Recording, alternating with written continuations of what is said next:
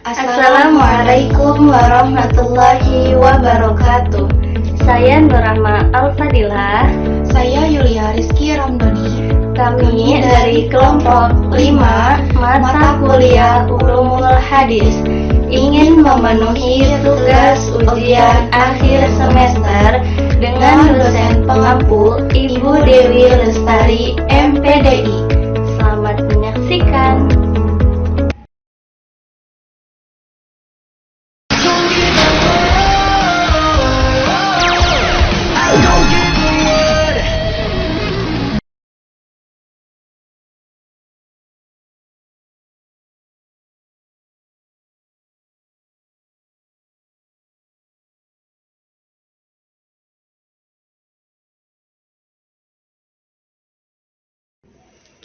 Oke teman-teman, materi pertama yang akan kita bahas adalah tentang pengertian hadis.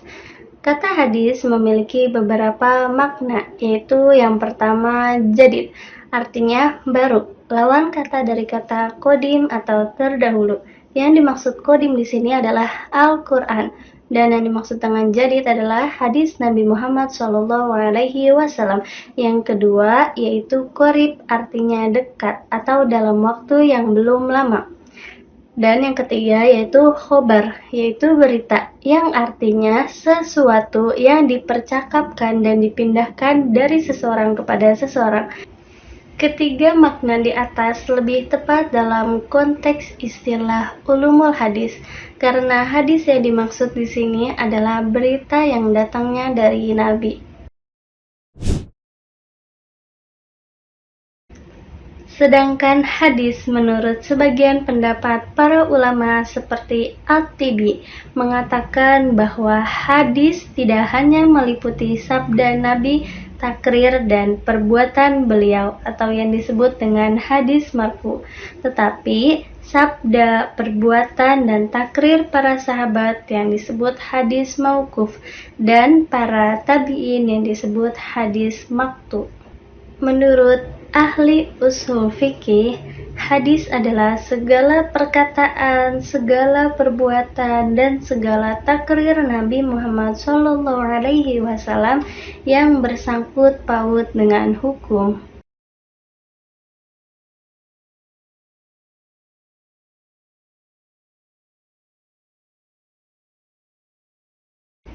Baik, kita lanjut materi yang kedua, yaitu tentang sinonim sunnah, khobar, dan asar. Sunnah artinya adalah suatu perjalanan yang diikuti, baik suatu perjalanan yang baik ataupun suatu perjalanan yang buruk. Selanjutnya khobar. Khobar menurut bahasa yaitu an-naba, artinya berita.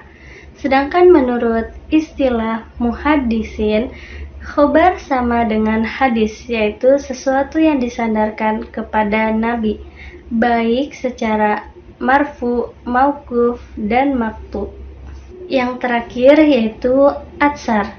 Atsar dari segi bahasa artinya peninggalan, karena hadis adalah peninggalan dari beliau. Dari segi istilah, atsar ada dua pendapat. Yang pertama yaitu atsar sinonim hadis, dan yang kedua, atsar adalah segala sesuatu yang disandarkan kepada para sahabat dan tabi'in.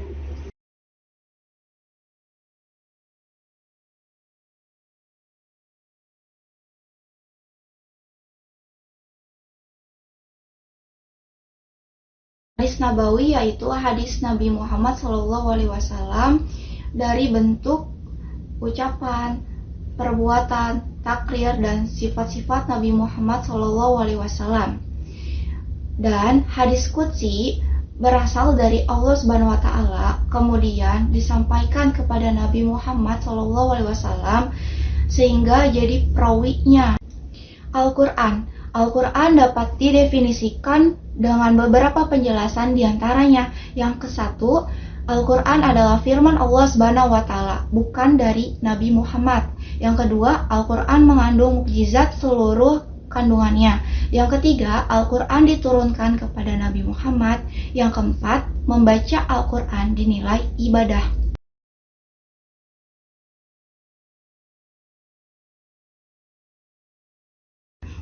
Perbedaan hadis nabawi dan hadis qudsi.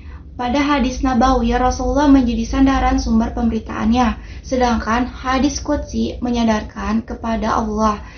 Pada hadis qudsi, Nabi hanya memberitakan perkataan atau qauli, sedangkan pada hadis nabawi pemberitaannya meliputi qauli, fi'li, dan takriri. Hadis nabawi merupakan penjelasan dari kandungan wahyu.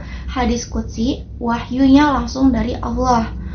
Hadis nabawi, lafal dan maknanya dari Nabi menurut sebagian pendapat.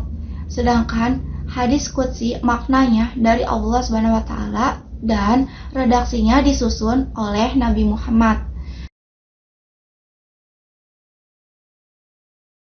Perbedaan hadis dan Al-Quran. Al-Quran mukjizat Rasulullah, sedangkan hadis bukan mukjizat, sekalipun hadis qudsi.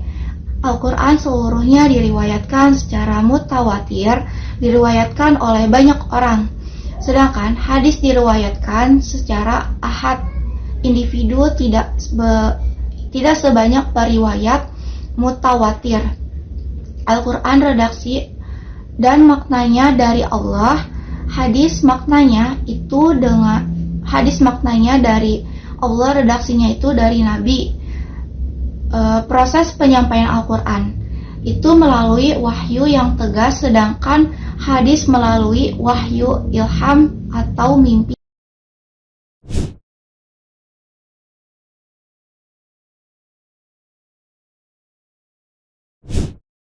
Hadis terhadap Al-Quran.